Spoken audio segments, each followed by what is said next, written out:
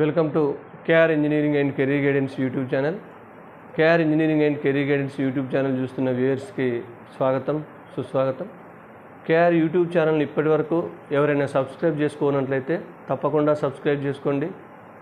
ఎవరైతే engineering aspirants ఉన్నారో, భవిష్యత్తులో ఒక మంచి ఇన్స్టిట్యూషన్లో ఇంజనీరింగ్ చేయాలనుకుంటున్నారో వారికి మన కేఆర్ గైడెన్స్ వీడియోస్ కానీ మరియు వాట్సాప్ గ్రూప్స్ ఇన్ఫర్మేషన్ కానీ ఉపయోగపడుతుంది. కాబట్టి ఇటు యూట్యూబ్ ఛానల్ సబ్స్క్రైబ్ చేసుకోండి, లైక్ చేయండి, షేర్ చేయండి, వీడియోస్ చూడండి. అటు వాట్సాప్ గ్రూప్లో కూడా చేరితే మీకు వెంటనే అప్డేట్ ఇన్ఫర్మేషన్ అందించబడుతుంది. కాబట్టి ఈ అవకాశం యూటిలైజ్ చేసుకోవాల్సిందిగా కోరడం జరుగుతుంది. మరి కేఆర్ పర్సనల్ మెంటర్షిప్ గ్రూప్స్ కూడా ఉన్నాయి.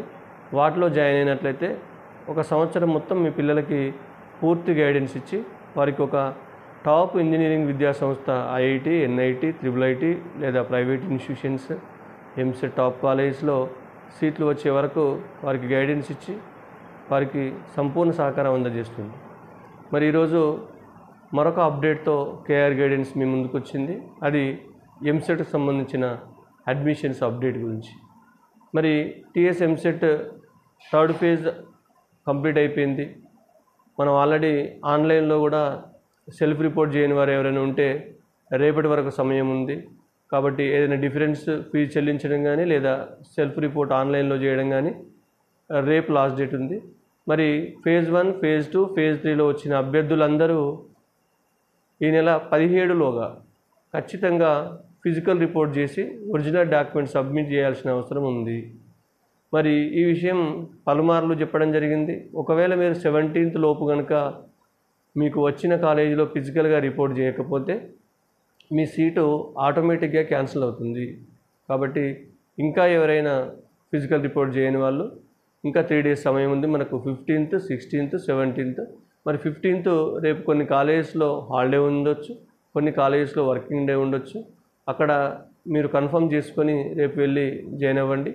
లేదంటే 16, 17న తప్పకుండా వెళ్ళి ఫిజికల్ రిపోర్ట్ చేసి original documents, xerox sets, passport size photos submit చేసి మీ యొక్క అడ్మిషన్ను కన్ఫర్మ్ చేసుకోవాలని తెలియజేయడం జరుగుతుంది. మరి ఇలాంటి సందర్భంలో చాలామంది పేరెంట్స్ నిన్నటి నుంచి అడుగుతున్న క్వశ్చన్, నిన్న కొంత ఇన్ఫర్మేషన్ ఏంటంటే హైకోర్టు ఇంజనీరింగ్ సీట్ల పెంపుపై ఒక జడ్జిమెంట్ రిలీజ్ చేయడం జరిగింది. దాని యొక్క సారాంశం ఏంటంటే ఇంజనీరింగ్ కాలేజెస్ చాలా వరకు బ్రాంచ్ మెర్జీ కోసం అప్లై చేసుకోవడం జరిగింది, బ్రాంచ్ కన్వర్షన్ కోసం. మరి దానికి సంబంధించి కొన్ని కాలేజెస్లకు పర్మిషన్ ఇచ్చారు, మరి మిగతా కొన్ని కాలేజెస్లకు పర్మిషన్ ఇవ్వలేదు. మరి రీసెంట్లీగా హైకోర్టు ఇచ్చిన జడ్జిమెంట్ సారాంశం ఏంటంటే ఏదైతే బ్రాంచ్ కన్వర్షన్ కోసం కానీ లేదా నూతన కాలేజెస్ బ్రాంచ్ సీట్ల కోసం అప్లై చేసుకున్న వారికి సీట్లు ఇవ్వాలి అని హైకోర్టు జడ్జిమెంట్ ఇచ్చింది. ఈ విషయం పరిశీలించమని ప్రభుత్వానికి డైరెక్షన్స్ ఇచ్చింది. మరి ప్రభుత్వం ఈ విషయంలో ఎలా స్పందిస్తుందో వెయిట్ చేయాల్సిన అవసరం ఉంటుంది. మరి చాలా వరకు ఈ యొక్క సీట్ల యొక్క కన్వర్షన్ సీట్ల వల్ల పెద్దగా ఫీజు రీఎంబర్స్మెంట్ ఎఫెక్ట్ కూడా ప్రభుత్వానికి ఉండే అవకాశం లేదు. కాకపోతే కొత్త కాలేజెస్ బ్రాంచెస్ ఏవైనా చేర్చితే మాత్రం, పర్మిషన్ ఇస్తే మాత్రం వారికి ఫీజు రీఎంబర్స్మెంట్ భారం పడుతుంది. కాబట్టి మరి ఈ కన్వర్షన్ సీట్లకు పర్మిషన్కి ఇచ్చి మరొక ఫేజ్ కౌన్సిలింగ్కి ప్రభుత్వం ఆమోదిస్తుందా లేదా అనేది వెయిట్ చేయాల్సిన అవసరం ఉంది. మరి చాలామంది పేరెంట్స్ కొంత తర్జన భర్జనలో ఉన్నారు. నిన్న హైకోర్టు న్యూస్ రాగానే దాదాపు కొన్ని వందల కాల్స్ నిన్నటి నుంచి ఈరోజు వరకు చేయడం జరుగుతుంది. అదేంటంటే మేము ప్రస్తుతం ఉన్న కాలేజీలో ఫిజికల్ రిపోర్ట్ చేయాలా వద్దా అనే విషయంలో అడుగుతూ ఉన్నారు. మీరు ఎవరు కూడా ఏదో కౌన్సిలింగ్ 4th phase ఉంటుందా లేదా అనేది ఇప్పటివరకు అఫీషియల్గా మనకు ప్రభుత్వం వైపు నుంచి ఇన్ఫర్మేషన్ రాలేదు. కాబట్టి కంపల్సరీ మీరు ఆన్లైన్లో సెల్ఫ్ రిపోర్ట్ చేసిన వాళ్ళందరూ ఖచ్చితంగా 17 లోపు ఫిజికల్ రిపోర్ట్ తప్పనిసరిగా చేయండి. మరి వచ్చే కాలేజీల కోసం, వచ్చే సీట్ల కోసం వెయిట్ చేస్తూ ఉన్న సీట్ను లాస్ అవ్వద్దని పేరెంట్స్కి తెలియజేస్తున్నాను. మరి ఒకవేళ ప్రభుత్వమే కనుక నూతనంగా హైకోర్టు ఆదేశాలను గౌరవిస్తూ మరి ఈ యొక్క అంశాన్ని పునఃపరిశీలించాలని కూడా ప్రభుత్వ అధికారులను హైకోర్టు కోరింది. కాబట్టి ఒకవేళ ప్రభుత్వం సానుకూల దృక్పథంతో కనుక ఇంజనీరింగ్ సీట్లు ఈ మెర్జర్ సీట్లు కావచ్చు లేదా కొత్త సీట్లు కానీ దాదాపు 10,000 వరకు ఈ సీట్లు పెరిగే అవకాశం ఉంది. పెంచితే ఖచ్చితంగా మరొక ఫేజ్ షెడ్యూల్ని ప్రభుత్వం వెలువరిస్తుంది. మరి దీనికి ఖచ్చితంగా తెలంగాణ రాష్ట్ర ప్రభుత్వ స్థాయిలో గౌరవ రాష్ట్ర ముఖ్యమంత్రి గారి స్థాయిలో ఈ నిర్ణయం జరగాల్సి ఉంటుంది. కాబట్టి అప్పటి వరకు మనం అందరం వెయిట్ చేయాల్సిన అవసరం ఉంది.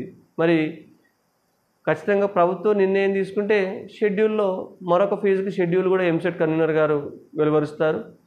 ఏ కాలేజెస్లో మెర్జర్ సీట్లు ఉన్నాయో కన్వర్షన్ సీట్లు ఉన్నాయో వాటికి సంబంధించిన నోటిఫికేషన్ కూడా ఇచ్చి మరొక ఫేజ్కి అనుమతిస్తారు.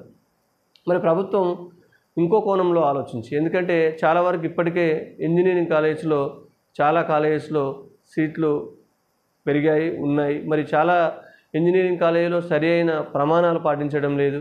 మరి ఇంకా కొన్ని కాలేజీలకు మనం పర్మిషన్ ఇచ్చి ఎక్కువ మంది ఇంజనీరింగ్ విద్యార్థులను తయారు చేయడం వల్ల వాళ్ళు నిష్ణాతులు అవుతారా లేదా అనే ప్రభుత్వం కూడా ఒక దశలో ఆలోచిస్తూ మరి దీనికి మరి సీట్లు పెంచే విషయంలో ప్రభుత్వం కౌంటర్ అఫిడవిట్ దాఖలు చేసే అవకాశం కూడా లేకపోలేదు.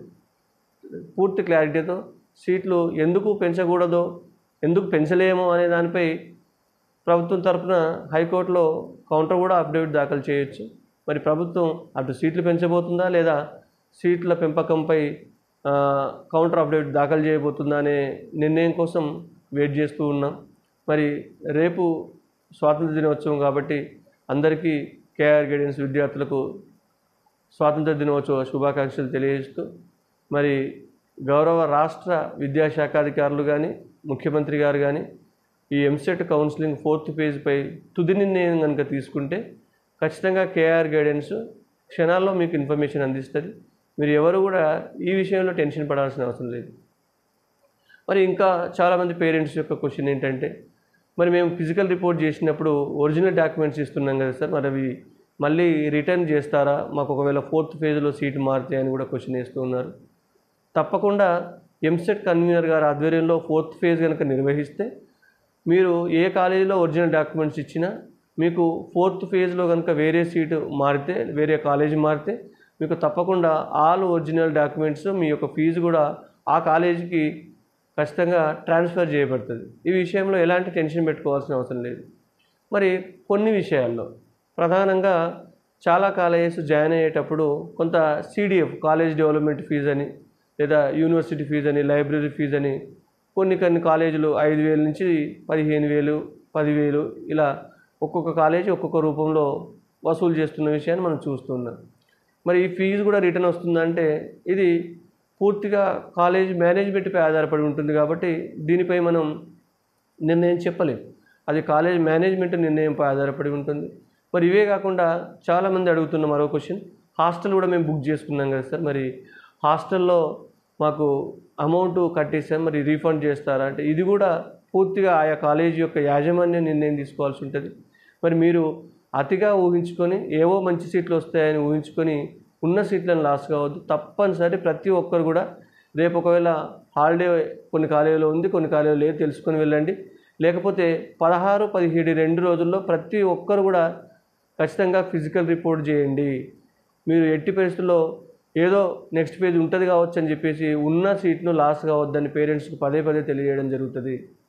మీకు ఎక్కడ మీరు అమౌంట్ లాస్ గారు, ఎక్కడ మీరు సర్టిఫికేట్ ఇచ్చేంత మాత్రాన నెక్స్ట్ పేజ్ ఉంటే మీకు సర్టిఫికేట్లు రాకపోవు. కాకపోతే ఈ యొక్క స్పెషల్ ఫీజు ఏమైనా ఉంటే ఆ ఫీజు కొంత తగ్గించి ఇవ్వచ్చు కాలేజెస్, లేదా హాస్టల్ ఫీజు లాంటివి పే చేస్తే దాంట్లో కూడా కొన్ని కాలేజీ తగ్గించి ఇవ్వచ్చు, కొన్ని కాలేజీలు మరి ఇస్తావా లేదనేది కాలేజీపై డిపెండ్ అయి ఉంటుంది. కాబట్టి ఈ విషయంలో మనం పూర్తిగా ఆయా కాలేజీ యొక్క యాజమాన్య నిర్ణయంపై దానిపై నిర్ణయం ఆధారపడి ఉంటుంది. కాబట్టి ఈ యొక్క సస్పెన్స్కి ఇకనైనా తెరదించండి. మరి ఎందుకంటే ఖచ్చితంగా కాలేజీలో మాత్రం వచ్చిన సీట్ పోగొట్టుకోండి, రిపోర్ట్ చేయండి, ఒరిజినల్ డాక్యుమెంట్ సబ్మిట్ చేయండి, మీకు మళ్ళీ రిటర్న్ ఇస్తారు మళ్ళొక సీట్. ఎందుకంటే గతంలో 3rd ఫేజ్ తర్వాత స్పెషల్ ఫేజ్ జరిగింది లాస్ట్ ఇయర్. అప్పుడు కూడా కొంతమంది సర్టిఫికేట్ సబ్మిట్ చేసిన వాళ్ళకు కూడా స్పెషల్ ఫేజ్లో కనుక సీట్ చేంజ్ అయితే అక్కడ సర్టిఫికేట్స్ కూడా వాపస్ ఇచ్చిన సందర్భాలు గతంలో కూడా ఉన్నాయి. ఇది కొత్తగా ఏం కాదు. కాబట్టి మీకు సర్టిఫికేట్స్ కోసం కానీ మీ యొక్క అమౌంట్ ట్రాన్స్ఫర్ కోసం కానీ టెన్షన్ లేదు. కానీ సీటు జాయిన్ అవ్వడంలో మాత్రం మీరు కొంత, ఎందుకంటే చాలా కాంపిటీషన్ ఉంది చూస్తూ ఉన్నారు. మరి తర్వాత మరొక ఇంపార్టెంట్ ఏంటంటే 21, 22 ఈ 2 తేదీల్లో గుర్తుంచుకోండి, మీకు ఇంటర్నల్ స్లైడింగ్ ఉంది. ఈ ఇంటర్నల్ స్లైడింగు మీకు వచ్చిన బ్రాంచ్ కంటే అదే కాలేజీలో మెరుగైన బ్రాంచ్కి అప్లై చేసుకునేదే ఇంటర్నల్ స్లైడింగ్. మరి దీన్ని కూడా కొంతమంది వ్యూయర్స్ అర్థం కాక ఇంటర్నల్ స్లైడింగ్ అంటే వేరే కాలేజీలో కూడా వస్తుందా సీట్ అని అడుగుతున్నారు. ఎట్టి పరిస్థితుల్లో రాదండి. Internal sliding means only change the upgrade branch of already allotted branch. మీకు ఏదైతే బ్రాంచ్ అలాట్ అవుతుందో దానికంటే కొంత ముందు బ్రాంచ్కి మీరు వెళ్ళే అవకాశం ఉంటుంది. అది కూడా ఆర్డర్ ఆఫ్ మెరిట్ ర్యాంక్ మెరిట్ని బట్టి మాత్రమే చూస్తారు. మరి అది కూడా ఆన్లైన్లోనే మీరు ఆప్షన్స్ పెట్టాల్సి ఉంటుంది. అంటే ఆప్షన్స్ అంటే ఫర్ ఎగ్జాంపుల్ మీకు ఆ ఇన్ఫర్మేషన్ టెక్నాలజీ వచ్చింది, మీరు సిఎస్ఎంలో వేకెన్సీ ఉంది, సిఎస్ఎంకు మీరు అప్లై చేసుకుంటే ఆ అప్లై చేసుకున్న వారిలో మెరిట్ని బట్టి మీకు అలాట్ చేయబడుతుంది 1-2 సీట్లు ఉంటే. మళ్ళీ ఇంకొకటి కూడా చాలామంది మెజారిటీగా టాప్ ఇంజనీరింగ్ కాలేజీలో వచ్చిన పేరెంట్స్ కూడా జాయిన్ అవ్వాలా వద్దా సార్ అని, ఇంకా ఏదో మాకు మెరుగైన సీట్ వస్తుందేమో అని కాలుగంటూ ఉన్నారు. దాదాపు మెజారిటీ ఇంజనీరింగ్ కాలేజీలో ఇప్పుడు వచ్చే సీట్లు కూడా దాదాపు పెద్దగా టాప్ కాలేజెస్ నాకు తెలిసి లేవు. చాలా వరకు మిడిల్ కాలేజెస్ కానీ లోయర్ కాలేజెస్ కానీ ఉన్నాయి. దాంట్లో మల్లారెడ్డి గ్రూప్ కాలేజ్ కొన్ని ఉన్నట్టున్నాయి, మిగతా కొన్ని లోయర్ నార్మల్ కాలేజెస్ మాత్రమే ఉండడం జరిగింది. టాప్ కాలేజెస్ కొన్ని మాత్రమే ఒక 1 or 2 ఉన్నట్టున్నాయి. దాని యొక్క సంబంధించిన ఇన్ఫర్మేషన్ కూడా మనకు పూర్తి క్లారిటీ ఇంకా రాలేదు. కాబట్టి ఈ విషయం అబ్జర్వ్ చేస్తూ మీరు తప్పనిసరిగా ఫిజికల్ రిపోర్ట్ చేయాలని పేరెంట్స్ను కోరడం జరుగుతుంది, యాస్పిరెంట్స్ను కోరడం జరుగుతుంది. మరి ఈ విషయంపై ఏదైనా అప్డేట్ ఉంటే మీకు క్షణాల్లో కేఆర్ గైడెన్స్ అందజేస్తుంది. మీకు మన ఛానల్ ద్వారా కానీ మన వాట్సాప్ గ్రూపులో కానీ వెంటనే ఇన్ఫర్మేషన్ అందించబడుతుంది. కాబట్టి ఎవరైనా టెన్షన్గా ఫీల్ కావద్దని పేరెంట్స్ మరొకసారి తెలియజేస్తూ ముగిస్తున్నాను. ధన్యవాదాలు. Thank you one and all.